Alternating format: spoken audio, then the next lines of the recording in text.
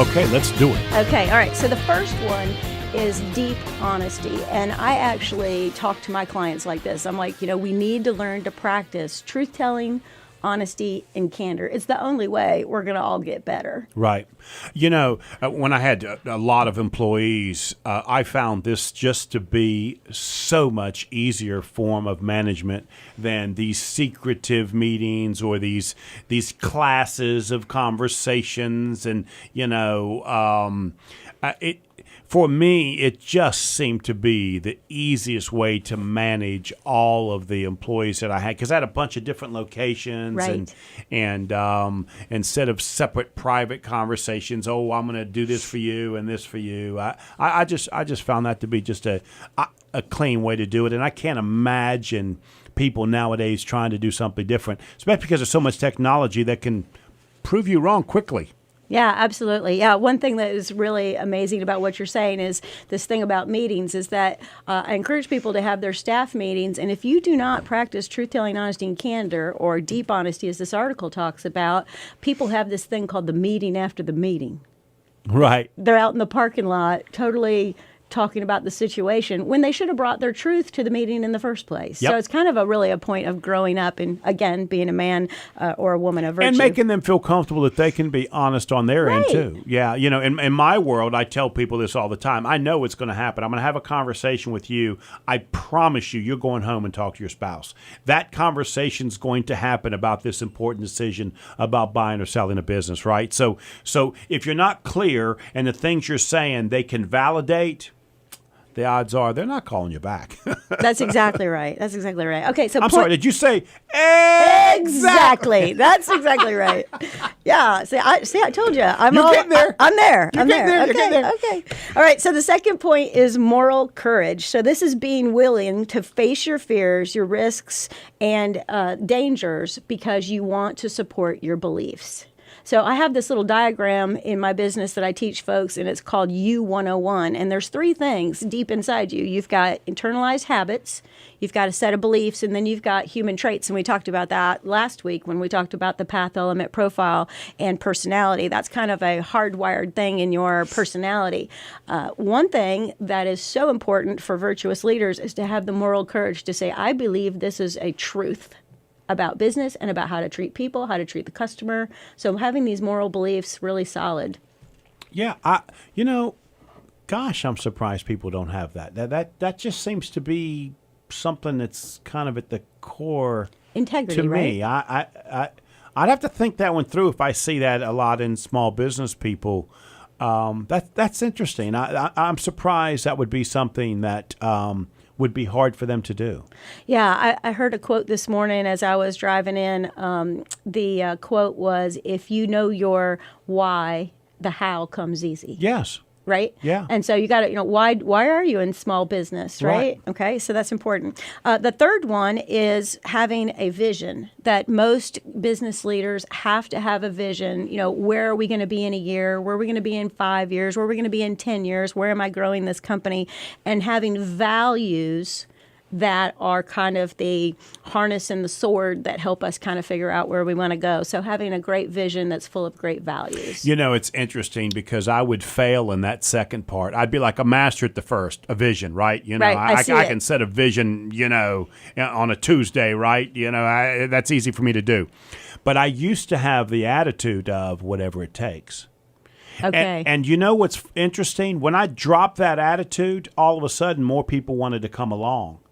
But when I had the vision and an attitude of whatever it takes, you're thinking, I'm not sure if I'm following him because I'm not sure where his real core values will stop, right? And what he's willing to do to succeed. And so that was something I had to learn, actually. Yeah, and core values are huge. Actually, that's one of the things that I do inside of my company is I have everybody, when we're doing my methodology of SHINE, the first thing is self-assessment. And, when I work with a leader, I'm like, you need to determine what your core values are, and then we need to live from that place. So that's absolutely true. And don't fool yourself. That's exactly right. Yeah. Yeah, and be clear. You have to communicate Yeah. this, right? All right, so number 4 is compassion and care. So be a little weak in that area. I know that we determined that last week. Come on, Casey. That was not necessary. I was like giving myself up in that area, and you just had to pound on me. Right. Well, the That's first part. cold-hearted right there, man. Cold-hearted. Yeah, well, the first part of this whole thing is becoming vulnerable, right? So the thing about being a virtuous leader is knowing that I have strengths and I have like natural challenges, right?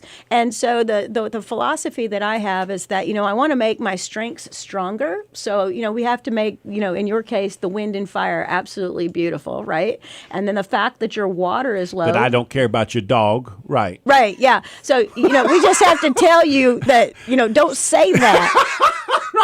Right, like stop with the bell. Well, my wife says that daily. You don't have to actually say it. Right, you can think it, but then that's where the virtue comes in. That you have the right ability, the wisdom, which is one of the 4 quadrants, to say, "I just thought this, but I'm not going to let it out of my mouth." Right, because you should see Jack, my dog. He's awesome. I wish he was here. That reminds me of one of my favorite lines of a movie was The Bandit #1, where Jack Gleason looks at those kids that he's got up against the car. He caught them stealing, and he told them what all the things that they couldn't do. He started walking away, and he looked back and he said, "Now you can think about it, but don't do it." That's what it reminds me of. That's I can exactly think right. it. I just should not be doing it. No, exactly. All right.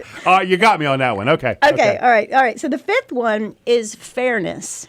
And this is absolutely a very huge thing because, unfortunately, a lot of leaders play favorites.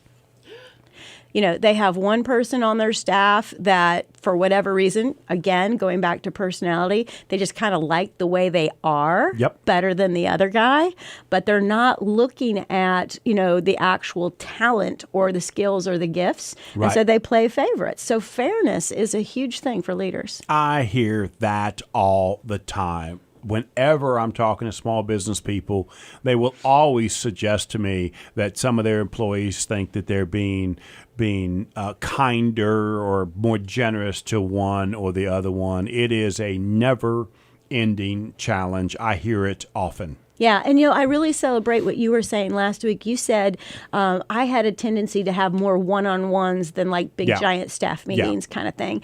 And I think that is really a great way to show fairness is for a leader to conscientiously make sure I'm having a meeting with Casey today, I'm having a meeting with Sherry tomorrow, sitting down because people want airtime with their leader. Well, but not only that, what I found is, here's the reality. The reality is what you think is fair may not actually be fair, right? So when I sit down with you, I can find out. I can't tell you how many sets of tires I purchased for people, right? Or whatever they needed, right? That moment, right? And if it had some value to the business, like you getting to work, I would try and help you get that, right? And the only way I knew that is by having a conversation with you. And so it stopped all this. She got something I didn't get because I can just look at you and remind you, we just got done getting you 4 sets of tires and balance your car, and tune up. Are we really going to have this conversation because you're upset that I'm giving her a day off? You know what I mean? And so that seemed to work for me personally, right? And I think every leader is going to have to figure out a way to deal with this because it really is a perception that it's never ending.